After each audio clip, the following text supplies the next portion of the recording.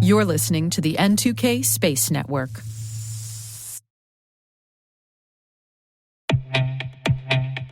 AI is transforming every industry, but it's also creating new risks that traditional frameworks can't keep up with.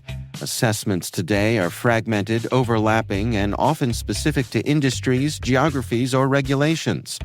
That's why Black Kite created the BKGA3 AI Assessment Framework to give cybersecurity and risk teams a unified, evolving standard for measuring AI risk across their own organizations and their vendors' AI use.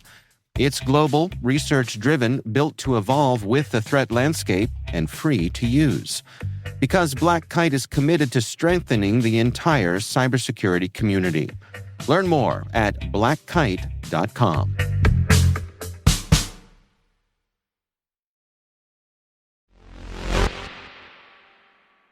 Today is December 8th, 2025.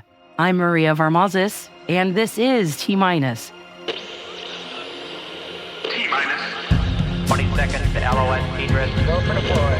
Roger, roll.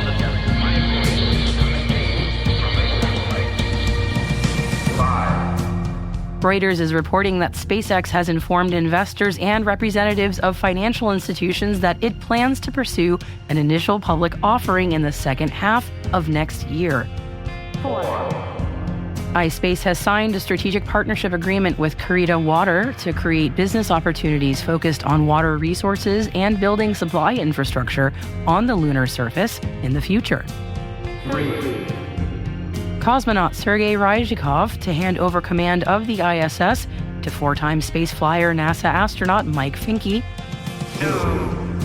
NASA has selected 2 science instruments designed for astronauts to deploy on the surface of the moon during the Artemis IV mission.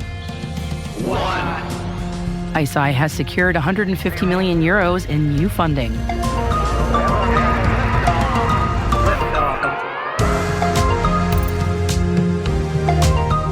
Our guest today is Gerry Hudack, VP of Engineering at Rendezvous Robotics. We're going to be talking about their missions on the ISS and future plans for Rendezvous Robotics after today's headlines, so stay with us.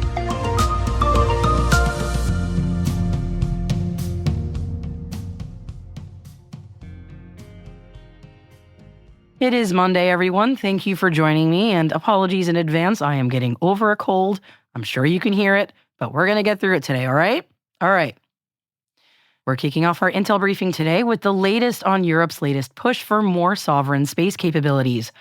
ICEYE has secured 150 million euros in new funding, as well as 50 million euros in secondary placement.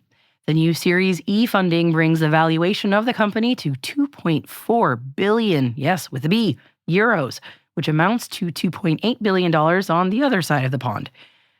The managing director and head of Europe at General Catalyst, which led the Series E filing, said Europe's security starts with sovereign space capability. ICEYE enables that with the world's largest SAR constellation, software-defined satellites, and fully sovereign missions that put independent visibility back in Europe's hands.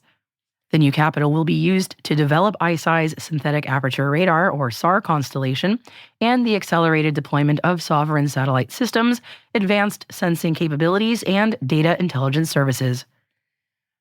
And let's check in with NASA now. The U.S. Space Agency has selected 2 science instruments designed for astronauts to deploy on the surface of the moon during the Artemis IV mission to the lunar South Pole region. The first experiment selected is the DUSTER instrument suite led by Xu Wang of the University of Colorado Boulder.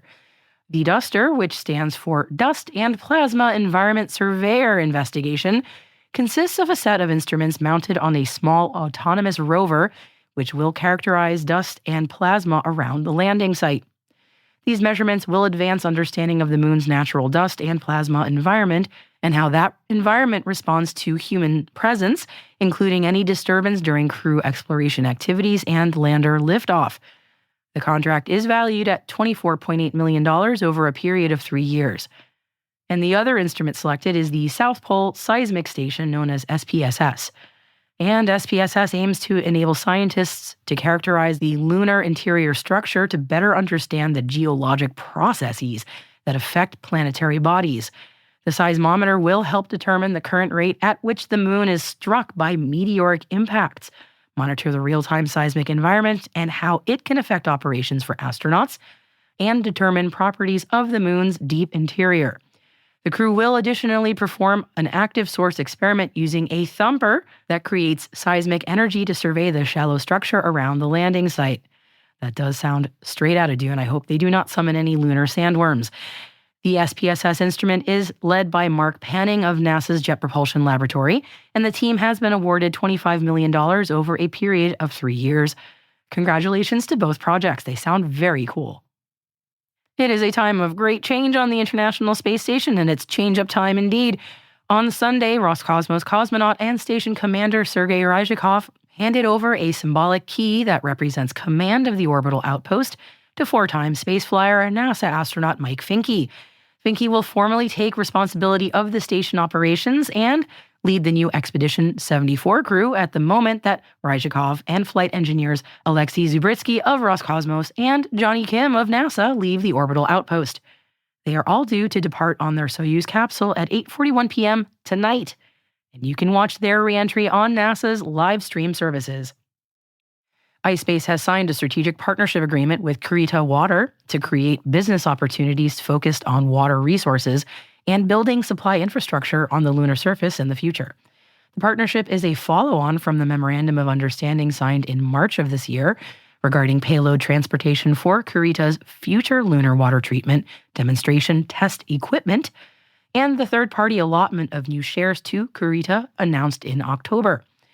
The new collaboration aims to establish the cislunar water resources industry, and this includes demonstrating water resource utilization technologies on the lunar surface, conducting feasibility assessments, and planning payload integration for future commercial missions. Kurita's expertise in water treatment, technology, and water resource management, as well as iSpace's experience in lunar exploration and transportation services, positions the partnership well to establish sustainable water resource infrastructure in space. And yeah, I'm glad someone's thinking about it already, because someone's got to.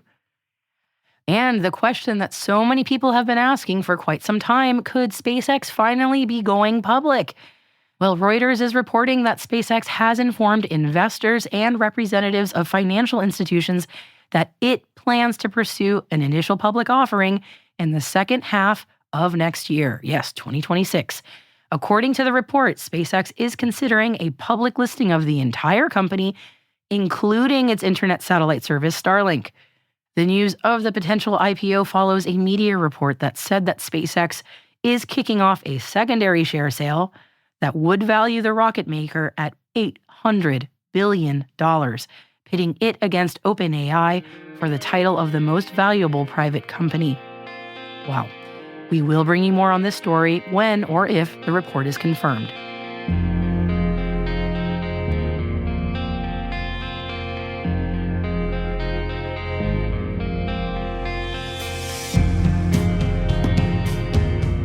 And that wraps up today's briefing.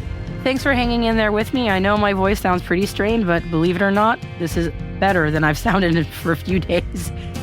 In the meantime, you can read more about all of the stories that I mentioned in today's show by following the links in the selected reading section of our show notes.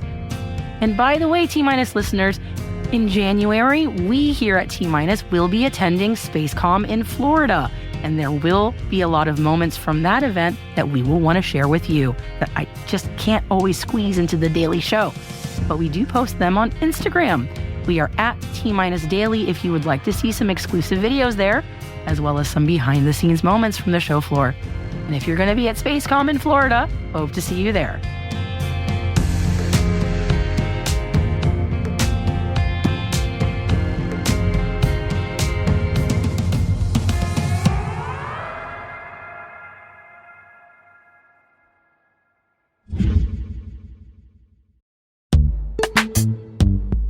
Most environments trust far more than they should, and attackers know it.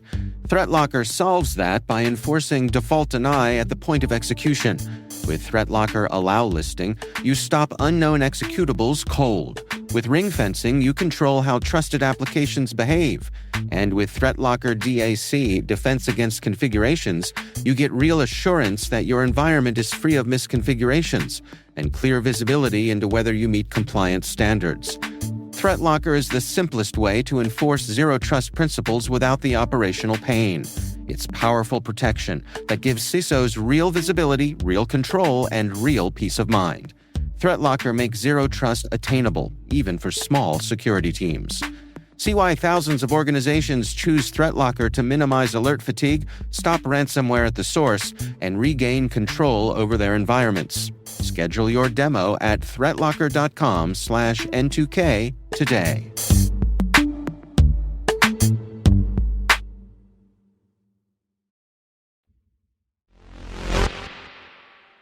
Our guest today is Gerry Hudack, Vice President of Engineering at Rendezvous Robotics. And Gerry started off by telling me about how the company was started. So Rendezvous Robotics was kind of spun out of this technology from the Relay Institute and Dr. Errol Ekblah's work. The origin of the technology was on building large habitats in space, which is something, down the road that we have an eye on. So starting with kind of advancing this technology and taking kind of the 8 years of work that she has put into this and commercializing, we think there's an opportunity here for how do we build bigger in space. The technology is using magnets to assemble pieces that you send up, which in a similar way is kind of how we build on Earth and is not how we've been building in space. Now, if you want to send something to space, you have to build it in its final form, and that has to survive this very violent ride for 3 minutes. And then it's in, zero gravity or microgravity, and it's now over designed for the environment that it's in, just so that it could survive the 3-minute transportation to get up there. It's also very volume inefficient. We have to fit it in this fairing, so it has to fit in this cylinder. And since it's in its final form, and there's a lot of gaps and space that is unused. And so looking at kind of taking inspiration from how we build things on Earth, we send the materials to the final destination, and then we assemble them there. Mm-hmm. And up until recently, you'd say, well, yeah, that makes sense, but how are you there's no one in space to assemble them, right? And we have had that, right? The International Space Station was assembled in orbit, but was very expensive, right? It takes very expensive robotic arms. It's risky, right? Having astronauts on EVAs outside the vehicle. So very risky, very expensive. But some of the advancements in computing and autonomy, looking at like self-driving cars or drone shows, it starts to make that possible to be able to send up smart material that we can then assemble in space. So we should no longer be thinking about being constrained to the fairing. And we're still kind of like talking about things in the office that you're like, oh wait, that these things that we've treated as like universal truths are no longer true. It's taken a lot of work to get to this point to be able to show that these things are possible to build in space, like the International Space Station. Magnificent feat of engineering to get it up there. But in terms of scaling, I mean, I think it's, 6,000 square foot house, and it's like $100 billion. Yeah. Which is still incredible that this giant thing is in space. But if you compare it to what's on Earth, if we truly want to scale space, we need to figure out how to get that cost down, or else building a New York City in deep space will be like trillions of dollars. Like the money doesn't exist, right? Yeah, we need to get the efficiency down. So our idea is to kind of build these building blocks that are smart autonomous tiles that you could, if you have an idea for something that you wanted in space, that you could basically order kind of these different types of tiles, and there's just a line going that you can take them off the line and assemble them. It's remarkable hearing you describe this because it is a true paradigm change. And also, when I'm looking just at the imagery on the Rendezvous website, when I think of the ISS, I just think of series of tubes kind of all just jostled together. And it's because it's what we could do. But this, when you're talking about these tiles that would be self-assembling in some way, I mean, that the forms that this can take are truly just, it really does open up some remarkable possibilities in ways that I think we only dreamt about in sci-fi, truly.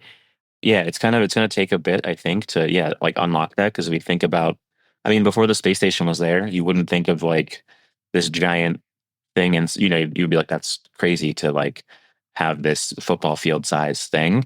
So it just takes the first group doing it to then kind of shift that. So now we're like, okay, that's just a given that is a thing you can do in space. So like to advance it further and kind of rethink about because you can change how you design satellites. Right now, you don't have to design all the fault tolerance in the same way, right? Like think of like James Webb, right? Yeah. So worried about like you put all this money into it. If one fastener goes, the whole thing is gone. Or like, so you're like, okay, well now we have to like over design that. And so like, then it just kind of cascades. We're like, well, now we put this much into it. We really have to make sure that it works. So like, and it's just being like a different way of approaching the problem. And I think, that might have made sense at the time, but kind of making it where that we don't have to, we're not thinking about it the same way, and we can do it how we're doing it on Earth, where we can, maybe send up 100 tiles and 2 do go bad a little early, right? You have ways to contain them, right? You don't want to have space debris out there, right? But you have safe containment in ways that, it's kind of like a dead pixel on a TV. But you can go replace it, right? You can go up, you send up another set of tiles, or maybe when those tiles are, kind of the older version, in 5 years, you can replace the ones that, like the structural tiles, probably still fine. But, if you have upgraded flight computers that you want to put in, or you want to have an upgraded sensor, we're not like trying send a whole brand new thing up. Yeah, we're like, well, let's just throw that away and build a whole brand new one. Right now, you can just replace the parts that make sense and use the materials that are already up there. Maybe repurpose them for something else. So, kind of shifting how we think about just designing for space. And trying to truly unlock like a space infrastructure economy. Yeah, I mean, the idea of this modular design, being able to swap out and upgrade parts just like we do with our computers or you name a thing. Right. I mean, that's just won't it be great? So that's like, yes, that will be so great. I'm very curious about the business case that, you all are working commercializing this. So what are the markets that you're looking at for this? I'm hearing satellites. Is that what you're primarily going after right now? So in the long term, I think it's everything, right? It's like anything you can build. Like we want to be like the space construction company. Like if you want to build something in space, like we want to be the people you go to like, you have your idea or application for it, but like the building blocks of how we assemble things in space and get large structure and scaffolding and all of that, like we want to kind of be able to do that. We're looking to initially start with large flat structure. So just to kind of simplify the process a little bit, right? Making like a very complex 3-dimensional shape looks very cool, but there are some challenges there. So kind of starting small with like large flat structures.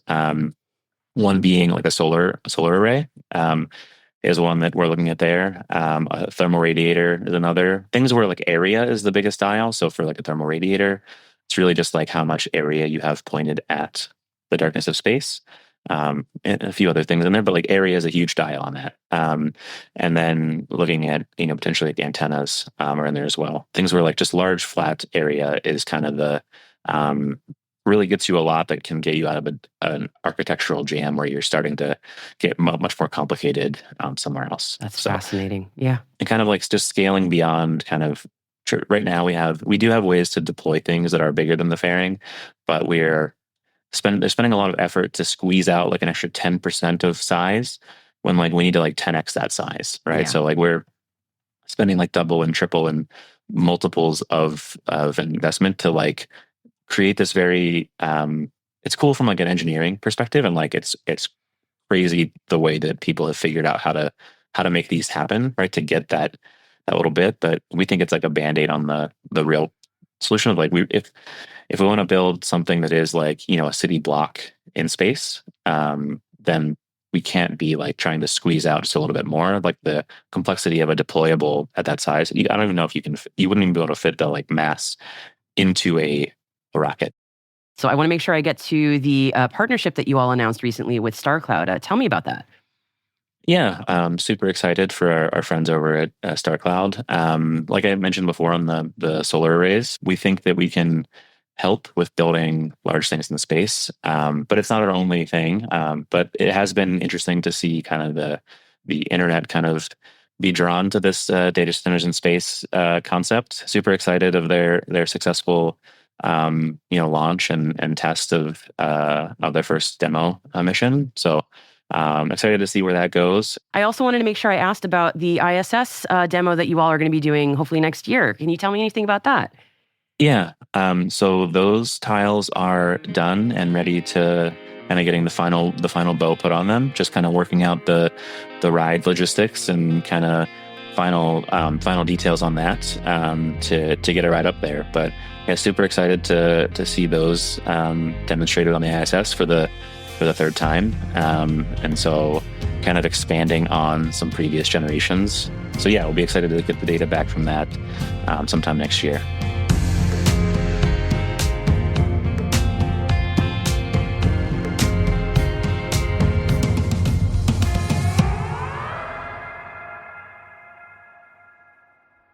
We will be right back. This episode is brought to you by Indeed. You're ready to move your business forward, but first, you need to find the right team. Start your search with Indeed-sponsored jobs. It can help you reach qualified candidates fast, ensuring your listing is the first one they see. According to Indeed data, sponsored jobs are 90% more likely to report a hire than non-sponsored jobs. See the results for yourself. Get a $75 sponsored job credit at Indeed.com/podcast. Terms and conditions apply. Welcome back. For our last story today, here's a fun one that'll make you maybe think twice about the development of new technology. NASA just got a cybersecurity wake-up call, and it came from AI. For 3 years, a quiet vulnerability was hiding inside mission-critical spacecraft software system CryptoLib. You may have heard of it. And this was a command injection vulnerability, which means it was a flaw sitting in the digital wiring of NASA's orbital fleet and of every industry spacecraft that also uses the CryptoLib CCSDS Space Data Link Protocol.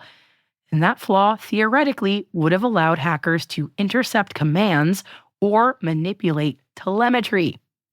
Not a sci-fi disaster thriller setup, it is real life actually.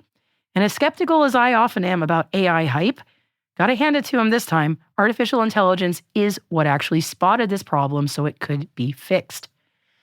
And here is the really wild part. Once the AI model identified the issue, it then patched the vulnerability in just 4 days. I mean, that is all hands on deck emergency software engineers working all-nighters to get this thing fixed level of fast. So this is a very good and tangible example of where AI can be a fantastic force multiplier on the security side of things. In this case, the AI system used by security researchers at ICEYE Security scanned through millions of lines of code of NASA's CryptoLib, cross-referenced behavior patterns, and then flagged the anomaly well before human teams even knew where to look.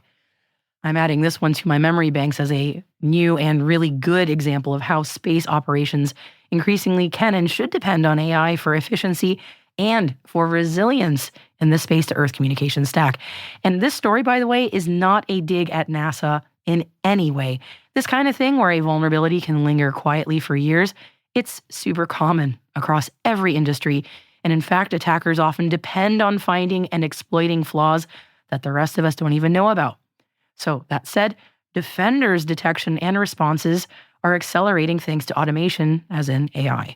So as commercial and government missions rely more heavily on interconnected networks, often interconnected space networks, from satellite operations to ground systems to in-orbit processing, it does seem like AI is taking steps to becoming the guardian of the orbital high ground.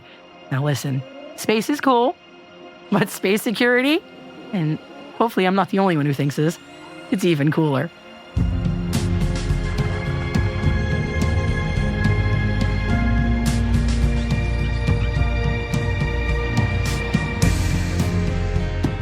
And that's T-Minus, brought to you by N2K Cyberwire. We'd love to know what you think of this podcast. Your feedback ensures we deliver the insights that keep you a step ahead in the rapidly changing space industry. If you like this show, please share a rating and review in your podcast app. Please also fill out the survey in the show notes or send an email to space@n2k.com. We are proud that N2K Cyberwire is part of the daily routine of the most influential leaders and operators in the public and private sector, from the Fortune 500 to many of the world's preeminent intelligence and law enforcement agencies. N2K helps space and cybersecurity professionals grow, learn, and stay informed. As the nexus for discovery and connection, we bring you the people, the technology, and the ideas shaping the future of secure innovation. Learn how at n2k.com. N2K senior producer is Alice Carruth. Our producer is Liz Stokes. We are mixed by Elliot Peltzman and Trey Hester, with original music by Elliot Peltzman. Our executive producer is Jennifer Iben. Peter Kilpie is our publisher, and I am your host, Maria Varmazes. Thank you for listening. I'm going to go get some hot tea.